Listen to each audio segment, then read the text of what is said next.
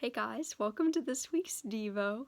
I've already recorded it, but I was just going through it and I realized that I said the word like so much, like an embarrassing amount, because I just said it again, because I didn't want to be super scripted because it's like a video. So I was like, I will just just talk to my phone and film this, and I said the word like a lot.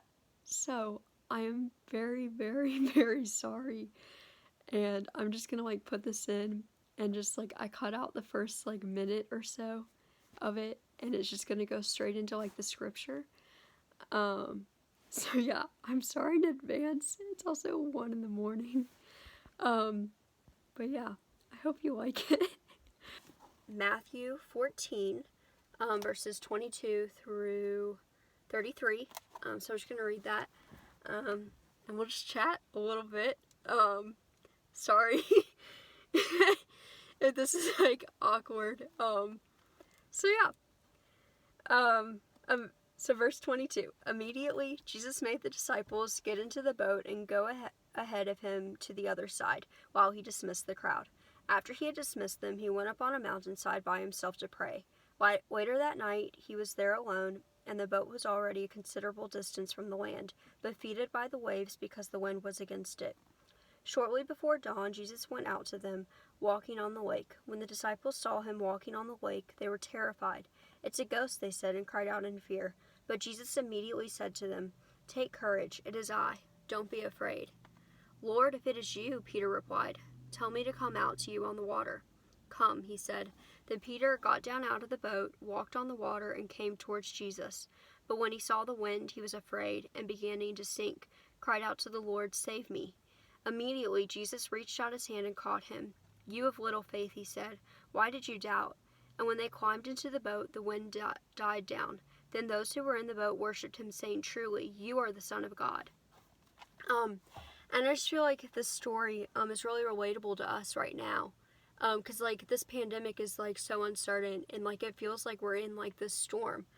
And all it took was Peter to have this baseline faith to say yes, I believe, I can do this.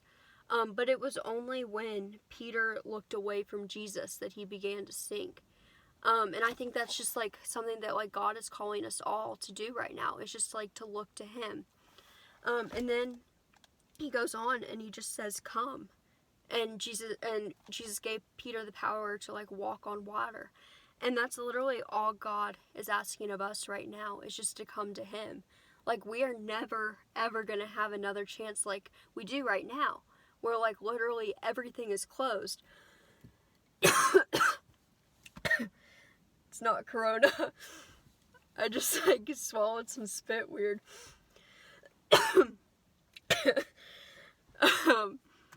But every single business ever is being closed or having to do special hours. We can't even get our hair cut or go to the dentist right now. And I feel like God is just saying to all of us, come and quarantine in my presence, you know? We are never going to have this opportunity to be able to give so much of our time to Jesus. Because I feel like the biggest thing for us, especially in college, and why we struggle in our faith so much time, is making time for God. Well, guess what? God just gave us all the time in the world. If we aren't spending our quarantine time with him, then we're wasting it. You know, he just wants us to come to him, because we don't have any more excuses not to. I'm so uncomfortable just talking to my phone. But I'm just gonna do one take and just deal with it, because I'm tired of restarting. But I don't know, just this story, I feel it's just so powerful. Because it was fear that got in Peter's way. He got scared of the storm. But literally having faith just means that you take that next step. You don't stop. Because it was when he stopped and let his fear get in his way, it was when he started to sink. And that's just God is just calling us to be higher in this situation, and just not turn our gaze away from him. You know, like, the news is, like, so scary right now. But, like, just like Peter in this storm, we just need to, like, fix our gaze on God. And I think, like, this story, like, teaches us, like, not to, like, choose, like, to worry, and, like, dwell on, like, all the, like, uncertainties of, like, what this is going to look like for us in the world, and, like, also all these sick people.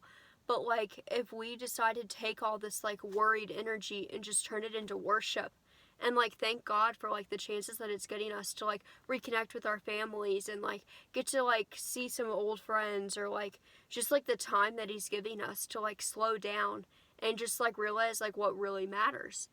You know, like, it's also kind of just scary because, like, the whole, like, economic, like, issues that are going on, too. It's, like, the stock market.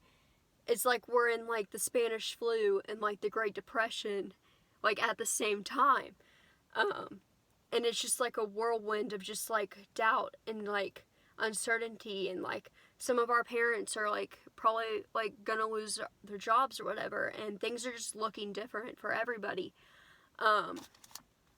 But we can learn from this story that, like, we can take that worry and just turn it into worship. You know, at the end of the little passage, it says, like, those who were still in the boat worshipped Him, saying, like, truly, you are the Son of God.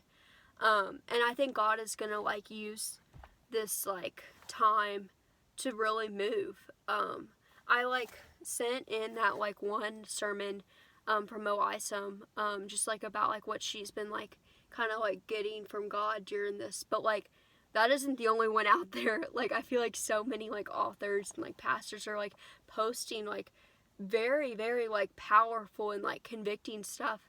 And this is just a time for us to really, like, lean into that. So, yeah, I hope you guys are all, like, staying safe. Go outside if you can. Take a walk. That's what I've been doing. I think I've walked around my town, about 80,000 times now. But yeah, I'm thinking about all of you guys, and we're really trying, like, as an officer team to, like, find ways to still make, like, Phi-Lam feel like Phi-Lam, I guess. Just, like, we're just trying to, like, figure out how it's going to look like for the rest of the semester. So if you have, like, any ideas or anything, like, text an officer. We'd love to hear from you guys. And also, like, keep in contact with your prayer groups as much as you can. Your families, because, like, we're not going to get through this if we aren't doing it together. So, yeah. Welcome to my awkward car Devo. If you made it this far, thank you. And maybe I'll see you next week. I hope.